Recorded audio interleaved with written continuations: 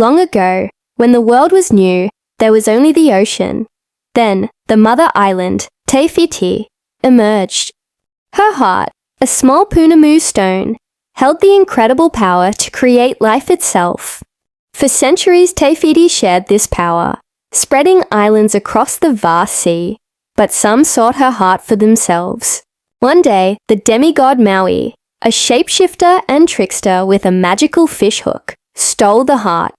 As he made his escape, he was confronted by Te Kea, a terrifying demon of earth and fire. In their battle, the heart of Te Whiti and Maui's fishhook were lost to the depths of the ocean.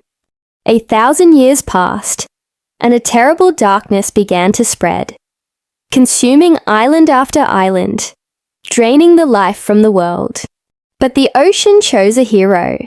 On the island of Motunui, a little girl named Moana was drawn to the water, unlike anyone else in her village. While her people feared the ocean and never ventured beyond the reef, Moana felt its call. One day, as a toddler, the ocean itself parted for her, revealing the lost heart of Te Whiti. Though she didn't understand what it was, her grandmother Tala saw everything. She knew Moana was special. Years later, Moana is a teenager, preparing to become the next chief of her village, a duty her father, Chief Tui, takes very seriously. He forbids anyone from sailing beyond the reef, haunted by a tragedy from his youth, where he lost his best friend to the dangerous waters. But the darkness is reaching their island. The coconuts are rotting, and the fishing nets come up empty. The village is slowly dying. Moana suggests fishing beyond the reef, but her father angrily dismisses the idea. Confused and frustrated, Moana is guided by her grandmother, Tala, the village's eccentric storyteller. Taylor shows Moana a hidden cave, where a fleet of ancient ocean-faring canoes is stored. She reveals the truth. Their ancestors were not just islanders. They were master wayfinders, voyagers who explored the entire Pacific Ocean. They stopped voyaging when Maui stole the heart, making the seas too dangerous. Taylor gives Moana the heart of Te Whiti, which she has kept safe all these years. Restore the heart and save their people.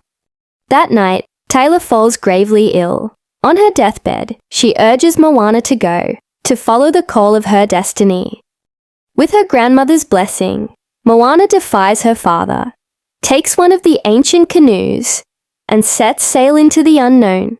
She's accompanied by Hei, a comically clueless rooster who accidentally stowed away. Moana has no idea how to sail, and her first night is a disaster. A massive storm capsizes her boat, and she washes ashore on a desolate island.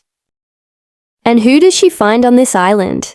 None other than the legendary demigod Maui himself. He's arrogant, full of himself, and initially wants nothing to do with Moana or her quest. He's been stranded there for 1,000 years without his magical fishhook. He sees Moana's boat as his ticket to freedom. He traps Moana in a cave and tries to sail away, but the ocean, which is on Moana's side, keeps bringing him back. Reluctantly, Maui agrees to help her, but only if they first retrieve his magical fishhook. He knows it's in Leletai, the realm of monsters, guarded by Tamatoa, a giant treasure-hoarding crab. Maui needs his hook to have any chance against Te Ka. So, they journey to Leletai. Maui, trying to show off, is easily captured by Tamatoa. It's Moana's quick thinking that saves them. Using a barnacle covered in shiny algae as a decoy, she distracts the vain crab, allowing them to escape with the hook. Back on the surface, Maui is struggling. After 1,000 years, he's out of practice with his shape-shifting powers. During their journey, Maui teaches Moana how to sail, how to read the stars, and how to become a true wayfinder. Moana encourages him, and with her support, he slowly regains his confidence and control over his powers. They bond, and Maui reveals the reason he stole the heart. He was born immortal and abandoned by his parents, thrown into the sea. The gods found him, made him a demigod, and gave him his hook. All he ever wanted was to earn the love and admiration of mortals by giving them gifts, like islands and coconuts. Stealing the heart was just another attempt to win their favor. As they approach Te Fiti, they are attacked by Te Kā. Maui fights bravely, but the fire demon is too powerful. Te Kā delivers a crushing blow that badly damages Maui's magical fishhook. Fearing he'll lose his hook and his power for good, Maui is overcome with despair. He tells Moana the quest is impossible and abandons her, flying away in his hawk form. Moana is devastated. She feels like she has failed everyone. Heartbroken, she tells the ocean it chose the wrong person and asks it to take the heart back. The ocean obliges, and the heart sinks into the depths. At her lowest moment, the spirit of her grandmother Taylor appears. Tala doesn't scold her. Instead, she reminds Moana of who she is, not just the girl who has to save the world, but the daughter of the chief, a descendant of voyagers. She reminds Moana that her journey is her own choice. Renewed with determination, Moana dives into the water, retrieves the heart, and decides to face Te Kā alone. She uses her newfound wayfinding skills to sail directly into the storm, surrounding the volcanic demon. She cleverly navigates past Te Kā's attacks, heading for the island of Te Fiti. Just as Te Kā is about to strike a final blow, Maui returns. Inspired by Moana's courage, he comes back to help, using his damaged hook to distract Te Kā and give Moana the opening she needs. Moana reaches the peak of the barrier island, where Te Fiti should be, but she's not there. There's only a spiral-shaped lagoon.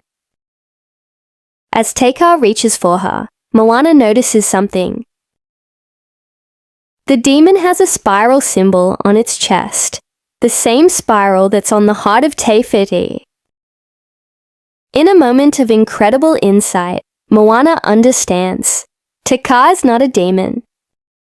Te Kā is Te Fiti, corrupted and enraged without her heart. Moana holds up the glowing heart and calmly walks towards the raging monster, singing a soft chant. The ocean parts a path for her. Te Kā charges, but stops, mesmerized by the heart. Moana gently places the stone back into Te Kā's chest. The fire and lava recede, revealing the beautiful green goddess Te Fiti once more. Te Fiti is restored. She heals the ocean, and as a sign of gratitude, she repairs Maui's fishhook and gives Moana a new boat. Maui apologizes to Te Fiti, and they part as friends. Moana sails home, a triumphant master wayfinder. When she arrives, her village is celebrating. The land is healing and the harvest is plentiful again. She is welcomed back as a hero. Reunited with her parents, she teaches her people the ways of their ancestors. They take the ancient canoes from the cave and, led by their new chief and master wayfinder, Moana, they set sail once more, exploring the ocean, a village of voyagers reborn.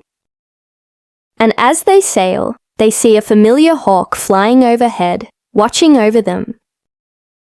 It's a new beginning, not just for Motunui, but for the entire world. Thanks for watching! If you enjoyed this movie recap, don't forget to hit that like button and subscribe for more stories. Let us know in the comments what movie you'd like to see next.